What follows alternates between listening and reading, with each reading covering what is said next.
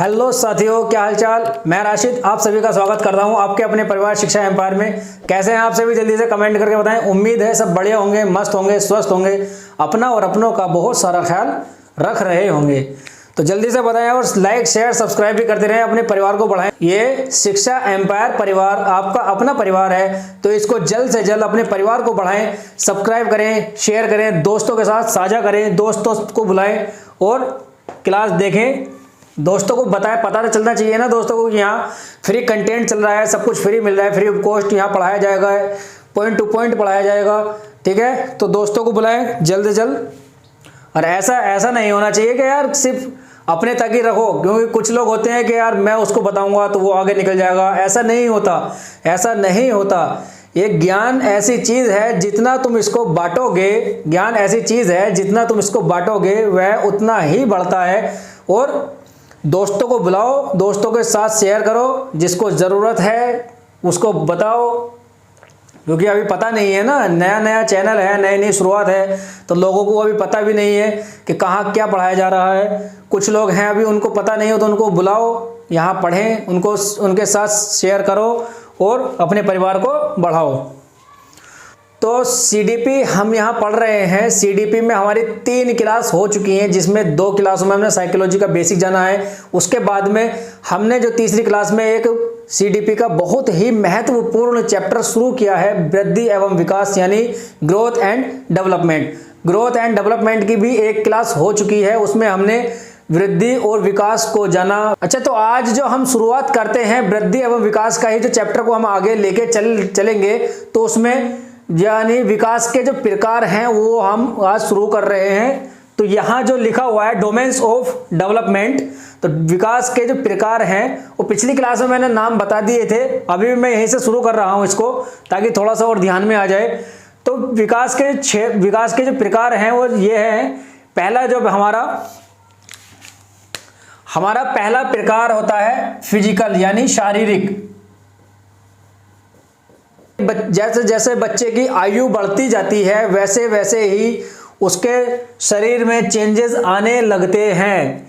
तो फिजिकल विकास को, फिजिकल जो हमारा डेवलपमेंट है उसको हम कह सकते हैं physical development is related to growth, यानी कि जो फिजिकल विकास है, हमारा शारीरिक विकास है, वह वृद्धि से संबंधित है।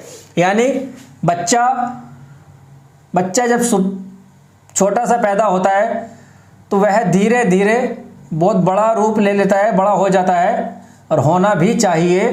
तो उम्र के साथ साथ जो बढ़ जाए, यह इसके शरीर में जो परिवर्तन आया वो फिजिकल यानी कि शारीरिक विकास हुआ है, उसका शारीरिक विकास हुआ है। तो यहाँ जब बच्चा छोटा होता है वह उस समय गर्दन भी नहीं संभाल पाता अपनी। यहाँ जब बच्चा पैदा होता है छोटा, तो उस समय अपनी गर्दन भी नहीं संभाल पाता। तो धीरे धीरे जो उसका शारीरिक विकास होता है, गर्दन भी संभालने लगता है, अपने शरीर को भी पूरे को संभालने लगता है, फिर नए नए काम करता है। तो यहाँ हमारा शारीरिक विकास, उसके बाद आता है हमारा सोशल यानी कि सामाजिक विकास। जो बच्चा पैदा हुआ था वह अपनी गर्दन भी नहीं संभाल सकता था, तो वह जब थोड़ा सा बड़ा हुआ और समाज में पहुंचा, तो ना जाने किस किस को संभालने लगता है। तो जब यहाँ समाज में वो आएगा, समाज से जब अपनी अंतःक्रिया करेगा, इंटरेक्ट करेगा, तो वो उसका समाज में घुलने मिलेगा, सामाजिक उसका विकास होगा। अब सामाजिक विकास होने के बाद में जब समाज से मिलेगा तो उसे कुछ चीज़ें देखने को भी मिलेंगी, दुख दर्द तकलीफ बहुत सारी चीज़ें आती हैं। तो वहाँ उसके भाव पैदा होते हैं, तो संवेग आते हैं, संवेग, तो इसको बोलते हैं संवेगात्मक, यानी इमोशनल वाला संवेगात्मक या भावात्मक, संवेगात्मक या भावात्मक विकास। जब समाज के बाद समाज से इंटरेक्ट करेगा तो बहुत सी चीज़ें उसके सामने आती हैं, भाव और दुख दर्द तकलीफ पीड़ाएं, बहुत सी चीज़ें आती हैं। तो उनसे हमारा जब बच्चा पैदा हुआ था उसको उस टाइम पे इमोशंस के बारे में पता ही नहीं था। इमोशंस क्या होते हैं, कैसे भाव आते हैं, क्या होता है, उसको कुछ पता ही नहीं था।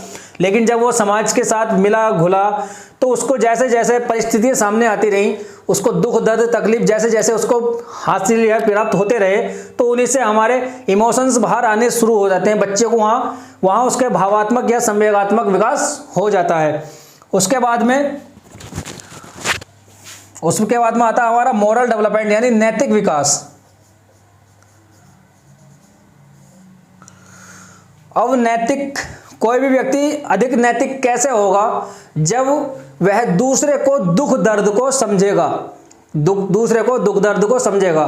मैं नैतिकवादी कब होऊंगा, जब मैं तुम्हारा दर्द, तुम्हारी तकलीफ को समझूंगा, तो वहां हमारा नैतिक विकास हो जाता है। अब कहते हैं ना, तुम्हारा दर्द तुम्हारा, मेरा दर्द कुछ नहीं, साड़ा कुत्ता कुत्ता, तोड़ा कुत्ता टोमी, तो वही वाली कहानी है। तो वहां जब ये चीजें हमारे समझ में आने लगेंगी कि हम दूसरों के दर्द को, दूसरों के भावों को समझने लगेंगे, वहां हमारी नैतिकता विकसित होती है। उसके बाद में आता है हमारा लैंग्वेज, भाषाई विकास। अब भाषाई विकास और कोग्निटिव विकास, ये दोनों एक दूसरे से इंटरेक्ट करते हैं, अंतर संबंधित होते हैं। क्यों? जितनी ज़्यादा ये क्या है, संज्ञानात्मक विकास। संज्ञानात्मक यानी समझ से, सोच से, विचारों से और डिसीजन, बच्चा कैसे कैसे अपने सोच समझ विचार कैसे अपने विकसित करता है। वहाँ जब सोच समझने लगता है, बच्चा समझने लगता है, तो उसकी भाषा का विकास खुद ब खुद होने लगता है। तो यहाँ अगर उसकी कोग्निशन यानी संज्ञान उसका डेवलप हो गया, समझ उसकी विकसित हो गई, तो उसका भाषाई जो विकास है उसका खुद ब खुद होने लगता है समाज से अंतर्क्रिया करने पर। ठीक है, तो ये हमारे विकास के कुछ प्रकार हैं, ये मैंने लिख दिए हैं, समझा दिए हैं। और इसमें भी ना जो मेन मुख्य जो पूछे जाते हैं, एक ये पूछा जाता है फिजिकल, कॉग्निटिव, सोशल और इमोशनल। ये चार मेनली पूछे जाते हैं। इनको याद रखने की एक ट्रिक है कि पेंगुइन देखें, पेंगुइन जो होते हैं, पेंगुइन जो बर्फ में रहते हैं, पेंगुइन देखें ना, बर्फ में जो रहते हैं, समुद्र के आसपास जो घूमते रहते हैं, छोटे छोटे से काले सफ़ेद से पक्षी, जैसे पक्षी होते हैं वैसे तो वो कभी बर्फ खाते नहीं है, बर्फ में रहते हैं लेकिन बर्फ खाते नहीं है। तो उसी से रिलेटेड यहाँ एक ट्रिक बताई है, पेंगुइन कांट ईट स्नो। यहां लिख दूं,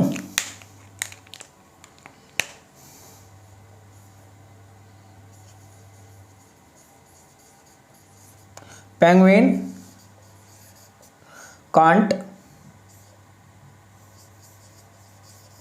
ईट स्नो। पेंगुइन के पी से हो जाएगा फिजिकल, कांट के सी से हो जाएगा कोग्निटिव, और ईट के ई से इमोशन, और स्नो के एस से सोशल। तो यहाँ हमारे चार हैं, चार मुख्य रहते हैं, ये इनको इस ट्रिक से याद रख लेना। तो ये बहुत अच्छी ट्रिक है इन चारों नामों को याद रखने के लिए। यह ट्रिक मेरी खुद की तो नहीं है, मैंने भी पढ़ी है। ये मेरे एक बहुत अच्छे टीचर की ट्रिक है जो मैं यहाँ तुम्हें बता रहा हूँ, बहुत अच्छी है इन सभी चारों नामों को याद रखने के लिए। ठीक है, तो इसको याद रख लेना, सारे कभी भूल नहीं पाओगे इन नामों को। तो आगे हम चलते हैं। तो विकास के जो प्रकार थे हमने देख लिए, अब हम शुरू करते हैं गतिक कौशल यानी मोटर स्किल्स। गतिक कौशल,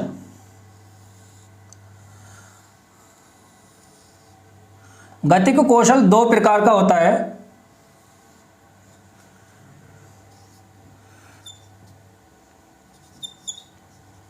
स्थूल गतिक कौशल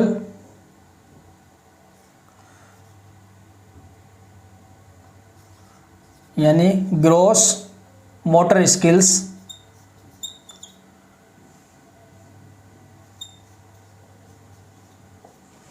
स्थूल गतिक कौशल यानी ग्रॉस मोटर स्किल्स। फिर आता हमारा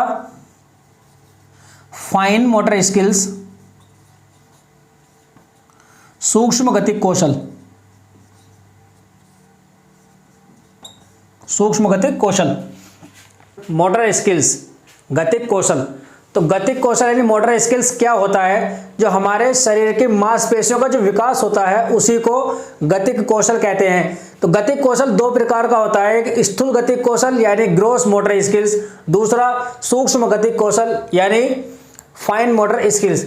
तो इनमें जो आता है स्थूल गतिक कौशल है, स्थूल गतिक कौशल में हमारी बड़ी बड़ी मांसपेशियों का विकास आता है और सूक्ष्म गतिक कौशल में जो छोटी छोटी मांसपेशियां हैं उनका विकास आता है। तो मैं लिख देता हूं, क्योंकि लिखा हुआ अगर होता है, यदि लिखा होता है ना कुछ की आदत होती है, लिखा हुआ ही हमारे समझ में आएगा, तो उस तरह मैं लिख देता हूं इसको।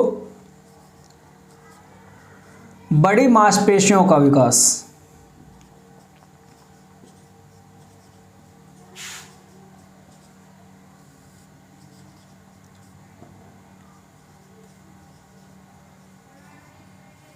बड़ी मांसपेशियों का विकास। तो इसमें उदाहरण में जैसे गर्दन, कमर, टांग, हाथ,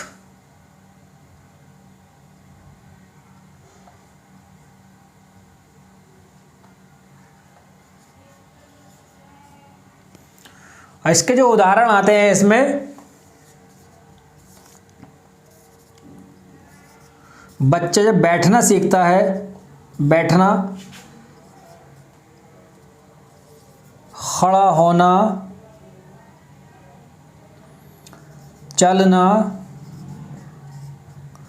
दौड़ना, कूदना, खेलना, ये सब इसके स्थूल गतिक कौशल के विकास है, स्थूल गतिक कौशल के सब उदाहरण हैं जो इसमें हमारी ग्रॉस मोटर स्किल्स है उसके उदाहरण है। और हम देखते हैं सूक्ष्म गतिक कौशल के, छोटी मांसपेशियों का इसमें विकास आता है,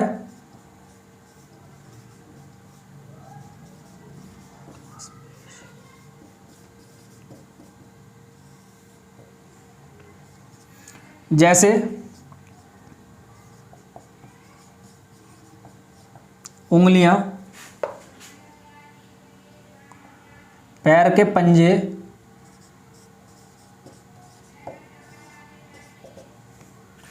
इसके उदाहरण हैं लिखना, चित्र बनाना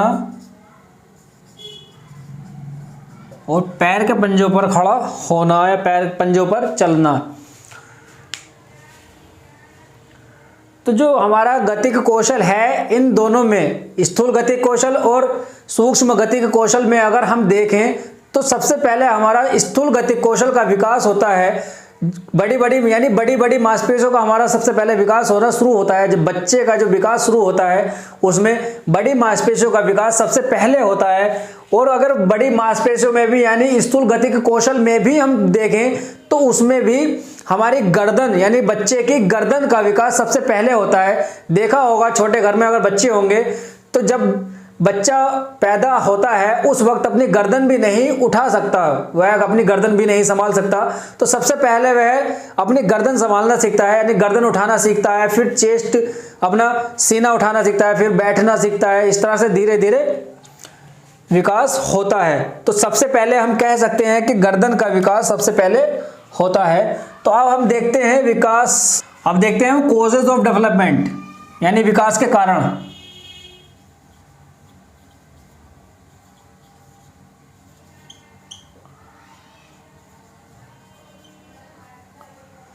विकास के कारण, विकास के कारण जैसे कि विकास किन किन कारणों से विकास होता है, क्या क्या ऐसे कारण होते हैं जिनसे विकास बच्चे का होता है। तो इसमें दो कारण आते हैं।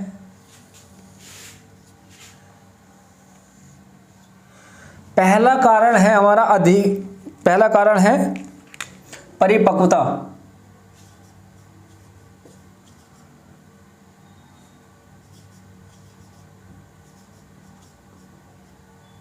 परिपक्वता यानी मैच्यूरेशन।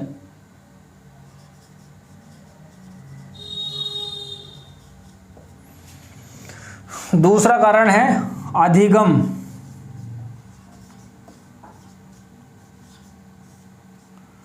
यानी लर्निंग। पहला कारण है परिपक्वता, दूसरा कारण है अधिगम। तो इसमें परिपक्वता की वजह से भी विकास होता है और अधिगम की वजह से भी विकास होता है। जो कुछ हम सीखते हैं उनसे भी तो हमारे व्यवहार में कुछ परिवर्तन आते हैं, वह भी विकास ही है। व्यवहार में परिवर्तन को भी विकास कहते हैं। और परिपक्वता, जैसे बच्चा जैसे जैसे परिपक्व होता है वैसे उसके व्यवहार में नए नए परिवर्तन आते रहते हैं। जैसे जैसे बच्चा बड़ा होता है वैसे वैसे परिपक्वता बढ़ती रहती है। और जैसे जैसे उसकी परिपक्वता बढ़ेगी, वह बच्चा जैसे जैसे परिपक्व होगा वैसे ही उसके व्यवहार में नए नए परिवर्तन देखने को मिलते हैं। तो कह सकते हैं हम परिपक्वता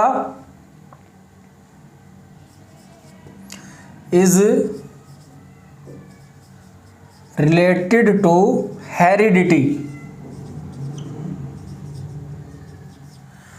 यानी परिपक्वता आनुवांशिकता से संबंधित है। आनुवांशिकता से मतलब जो हमारे माता पिता से जो विरासत में हमें चीजें मिली हैं वह सब आनुवांशिकता में आती हैं। और आनुवांशिकता, परिपक्वता भी हमारी आनुवांशिकता में ही आती है।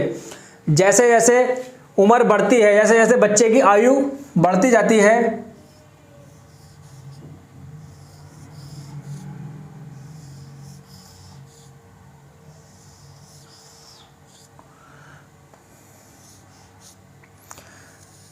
जैसे जैसे बच्चे की आयु बढ़ती है उसी वैसे वैसे ही उसकी परिपक्वता बढ़ती है, वह उतना ही परिपक्व होता जाता है। आयु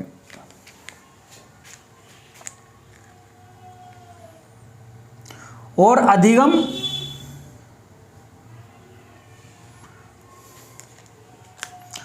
अधिगम हमारा वातावरण से, अधिगम हमारा वातावरण से संबंधित होता है। वातावरण से, यदि बच्चा वातावरण से अंतःक्रिया करेगा यानी एनवायरनमेंट से इंटरेक्ट करेगा तभी कुछ ना कुछ सीखेगा, उससे बिना नहीं सीख सकता। तो कह सकते हैं हम अधिगम, learning is related to environment.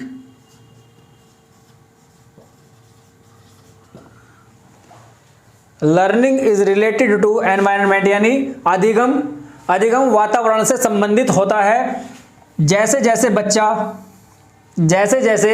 बच्चा समाज से या वातावरण से अंतःक्रिया करेगा, इंटरेक्ट करेगा तभी वो कुछ ना कुछ सीखेगा। जैसे कि कोई अच्छा काम अगर वो सीख रहा है तो अच्छा काम वह तभी सीखेगा जब वह अच्छे काम होने वाले वातावरण में रहेगा, उस वातावरण से अंतःक्रिया करेगा।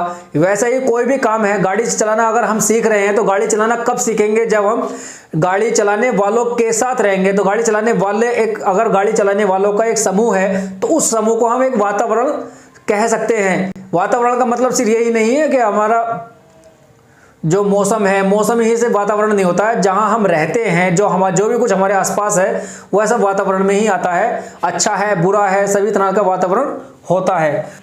अब कोई भी चीज अगर हम सीख रहे हैं, गाली अगर कोई बच्चा सीखता है तो गाली कब सीखता है? जब वह गाली देने वाले बच्चों के साथ रहेगा। और गाली देने वाले जब बच्चों का एक समूह है उसको हम एक वातावरण कहते हैं कि गाली देने वाला एक वातावरण है। और उस वातावरण में अगर वह बच्चा वहां जाएगा, उनके साथ घुलेगा मिलेगा, अंतःक्रिया करेगा, उनके साथ रहेगा तो वह तभी गालियां सीख सकता है और अन्यथा नहीं। अगर वो उन बच्चों के साथ, गाली देने वाले बच्चों के साथ ही नहीं रहना पसंद करेगा तो वहां उनके साथ अंतःक्रिया नहीं करेगा तो वह गाली देना नहीं सीखेगा। गाली नहीं देनी चाहिए, गाली देना गंदी बात है।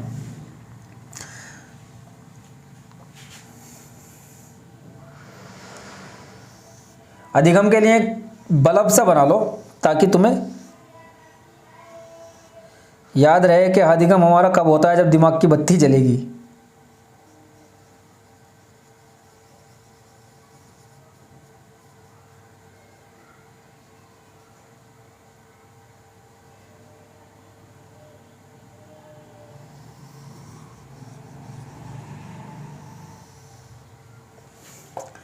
ये हमारा अधिगम है,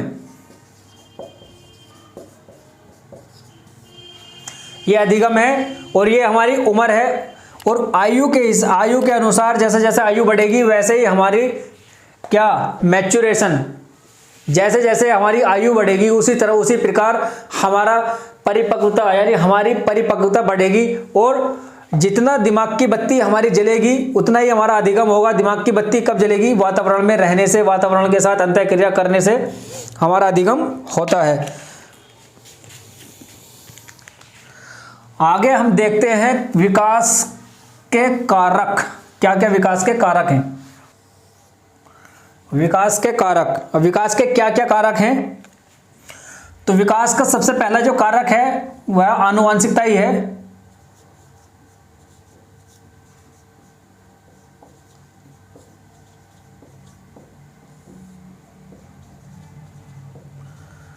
हेरिडिटी। दूसरा वातावरण है।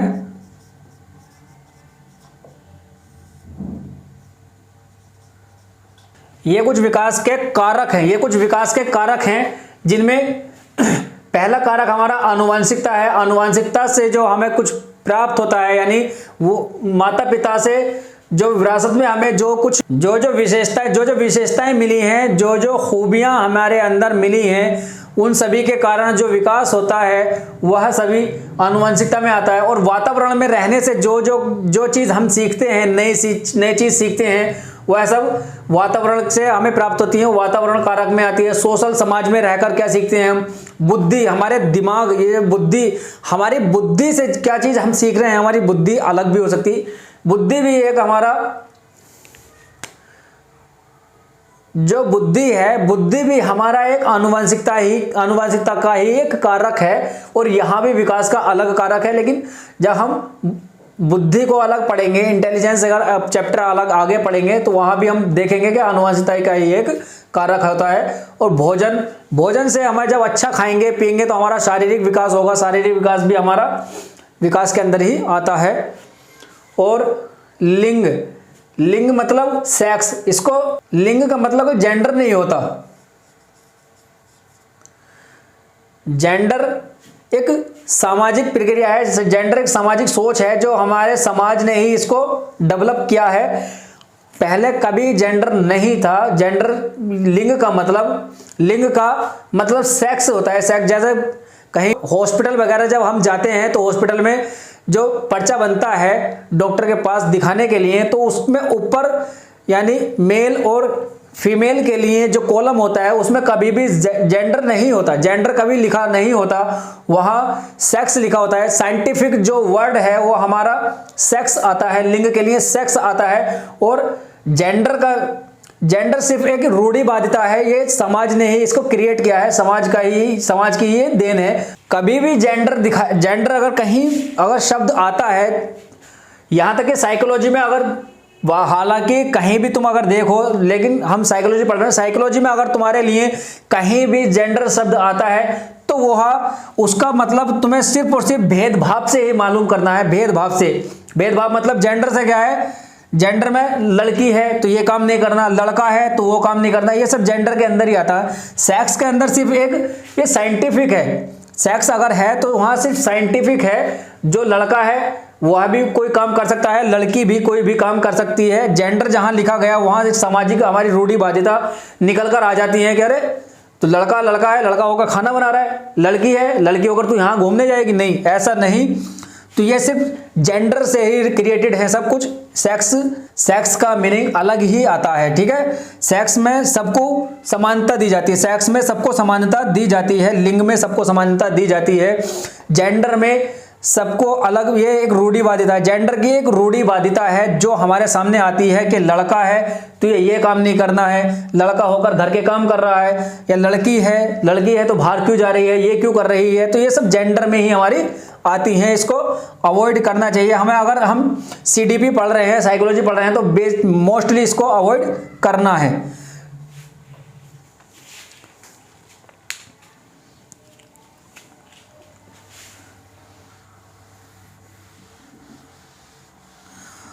अब हमारे विकास के सिद्धांत आते हैं। अब हम देख रहे हैं कि प्रिंसिपल यानी कि प्रिंसिपल ऑफ डेवलपमेंट, विकास के सिद्धांत। तो विकास के सिद्धांत में पहला जो सिद्धांत आता है हमारा, पहला आता है निरंतरता का सिद्धांत, यानी प्रिंसिपल ऑफ कंटिन्यूटी। निरंतरता का सिद्धांत में क्या आता है कि विकास एक निरंतर प्रक्रिया, निरंतर चलने वाली प्रक्रिया है जो कि गर्भ से मृत्यु तक यानी गर्भ अवस्था से मृत्यु तक चलता है, विकास कभी रुकता नहीं है। फिर दूसरा आता है वैयक्तिक भिन्नता का नियम, प्रिंसिपल ऑफ इंडिविजुअल डिफरेंसेस, व्यक्तिक विभिन्नता का सिद्धांत। तो इसमें क्या आता है कि सभी का हर एक का जो विकास होगा वह अलग अलग ही होगा, किसी का समान नहीं होगा।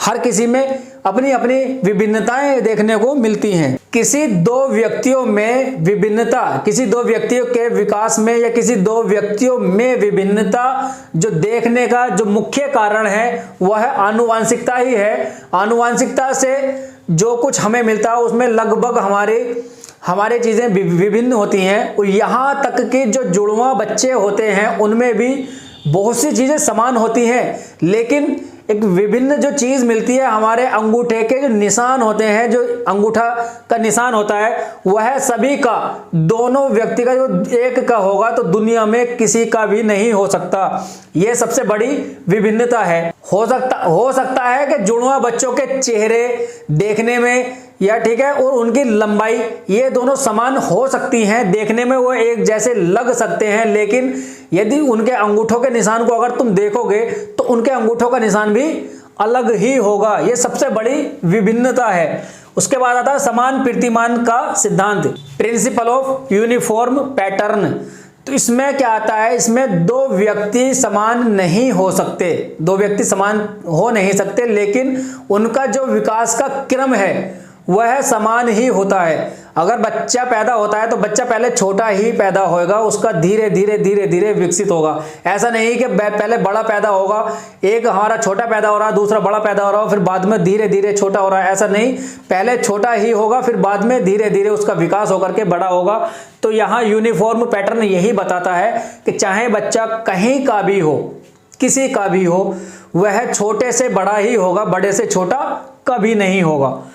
उसके बाद आता है विकास की दिशा यानी डायरेक्शन ऑफ डेवलपमेंट। तो विकास की जो दिशा है वह अब हमारी स्रोत पदोन्मुखी होती है। ये दो प्रकार की होती है,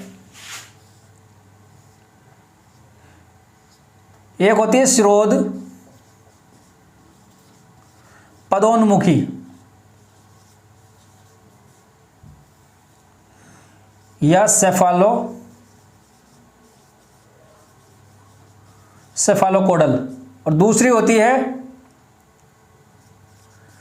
निकट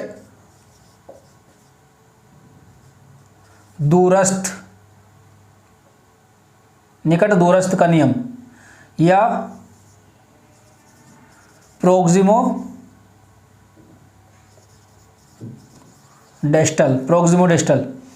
तो स्रोत पदोन्मुखी जो होती है वह होती है हमारी सिर से पैर की ओर। जो विकास की जो दिशा है, एक दिशा होती है विकास की सिर से पैर की ओर। मैंने बताया था ना कि बच्चे का सबसे पहले गर्दन का विकास होता है, गर्दन संभालनी शुरू करता है, गर्दन उठानी शुरू करता है, उसके बाद में सीना उठाता है, फिर कमर, फिर बैठना शुरू होता है। इस तरह से जो विकास की जो दिशा है वो सिर से पैर की ओर है। विकास की जो दिशा है वह सिर से पैर की ओर है एक, और दूसरा है निकट दूरस्थ यानी प्रोक्सिमो डिस्टल। तो ये इसमें क्या है, केंद्र से परिधि की ओर जाता है, यानी कि हमारा जो विकास होता है वो केंद्र से परिधि की ओर, पहले बीच में होता है फिर बाद में फैलता है। कहने का मतलब ये है जब बच्चा होता है तो बच्चे को जब हम छोटा होता है उसको अगर हम पेंसिल देंगे तो वह पहले हथेली से पकड़ना शुरू करेगा, हथेली से पकड़ेगा और धीरे धीरे वह उंगलियों पर आएगा।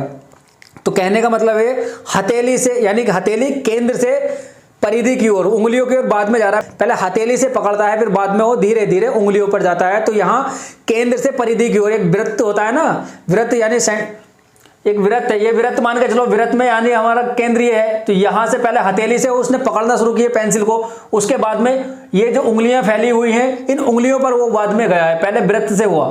पहले केंद्र से हुआ, फिर बाद में उंगलियों पर हुआ। तो यहां होता है हमारा केंद्र से परिधि की ओर, यानी निकट से दूरस्थ, पहले निकट था फिर दूर फैला है, ठीक है। उसके बाद में आता हमारा सामान्य से विशिष्ट प्रक्रियाओं का नियम, जनरल टू स्पेसिफिक।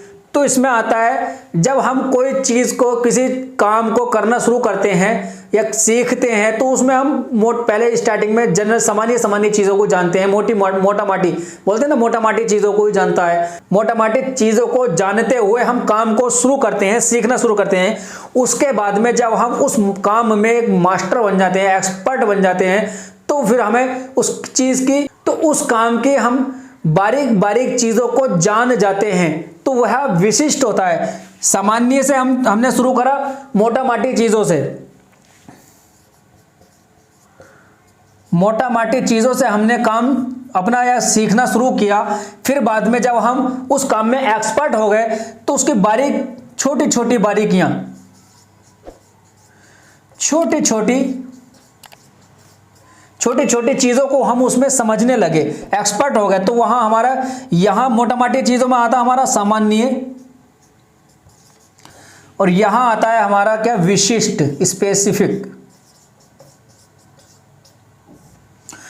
तो मोटा माटी चीजों से हमने शुरू किया किसी काम को, छोटी छोटी बारीक बारीक चीजों पर हम पहुंच गए, तो वहां हमारा विशिष्ट होगा। फिर उसके बाद में आता अंतर संबंधी। तो अंतर संबंधी में क्या होता है कि जितने भी हमारे विकास के क्षेत्र हैं, डोमेन्स हैं, प्रकार हैं, वह सभी एक दूसरे में अंतर संबंधित होते हैं। जैसे कि फिजिकल विकास है तो वह सामाजिक से भी होगा, ठीक है, सामाजिक से भी, और समाज वाला इमोशनल से होगा, इमोशनल वाला कॉग्निटिव दिमाग से होगा। इस तरह से सारे एक दूसरे से संबंधित होते हैं, इंटर रिलेटेड। उसके बाद आता परिपक्वता व अधिगम का सिद्धांत। कौन सा, परिपक्वता व अधिगम का सिद्धांत। तो ये अभी हमने पहले देख चुके हैं हम कारकों में, उसमें कारणों में। तो परिपक्वता उम्र के साथ बढ़ती है और अधिगम वातावरण से होता है। तो परिपक्वता जब बढ़ती है और अधिगम जब हमारा आ जाता है, वहां हमारा विकास का जो नियम आता है, ये परिपक्वता व अधिगम का नियम। उसके बाद में आनुवांशिकता व वातावरण का नियम। तो आनुवांशिकता और वातावरण का नियम, ये दोनों एक दूसरे से गुणात्मक जुड़े होते हैं। आनुवांशिकता, हेरिडिटी और एनवायरनमेंट। आनुवांशिकता और वातावरण एक दूसरे से गुणात्मक जुड़े हुए होते हैं, H/E। ये एक फॉर्मूला है, D = H/E। ये किसने दिया, ये दिया हमारा वुडवर्थ ने। ये फॉर्मूला वुडवर्थ ने दिया। तो इसमें क्या है, जो हेरिडिटी है हमारी, यानी आनुवांशिकता जो है, वो हमारे विकास को आधार देती है। हमारे विकास को आधार कौन देता है, आनुवांशिकता। और जो वातावरण है, वातावरण हमारे विकास को एक आकार देता है। आकार कौन देता है, वातावरण। इसमें कैसे पता चलेगा, ये आनुवांशिकता जो हमारा आधार मिला है, जो हमारे शरीर का स्ट्रक्चर है, जो आधार है, वो हमें आनुवांशिकता से ही मिलता है। कितना लंबा जाएगा, कितना छोटा रहेगा, कैसा होगा। और जो आकार है, उसमें जो हम बनावटी, जो ऊपर से हम आकार कर रहे हैं, कपड़े कैसे पहनेंगे हम, ये सब क्या करेंगे, जो हम अपने आप को बनावटी में लाएंगे, बनावट करेंगे उसकी, तो वह हमारा वातावरण में आएगा। जिम करके जो हम बॉडी शॉडी बना लेते हैं, वो सब वातावरण में आएगा, वो आकार होता है। ये वर्तुलाकार वर्सेस है, वर्तुलाकार वर्सेस रेखीय, यानी स्पाइरल वर्सेस लाइनर प्रिंसिपल है। तो इसमें क्या होता है कि विकास जो हमारा होता है वह वर्तुलाकार है, यानी स्पाइरल है, एक लाइन में नहीं, रेखीय नहीं है। रेखीय कब होगा, जब एक हमारा विकास इस तरह से चलता। अगर हमारा विकास सीधा एक लाइन में चलता तो ये हमारा रेखीय होता। लेकिन विकास होता कैसे है, विकास हमारा एक स्पाइरल होता है, इस तरह से। इसका मतलब है विकास की जो स्पीड है वह कभी बढ़ जाती है, कभी धीमी हो जाती है। एक लाइन में नहीं चलता विकास, हमारा घटता और बढ़ता रहता है। विकास कभी एक लाइन में नहीं चलता। विकास कभी घट जाता है, कभी बढ़ जाता है, तो विकास कभी खत्म नहीं होता, विकास कभी खत्म नहीं होता।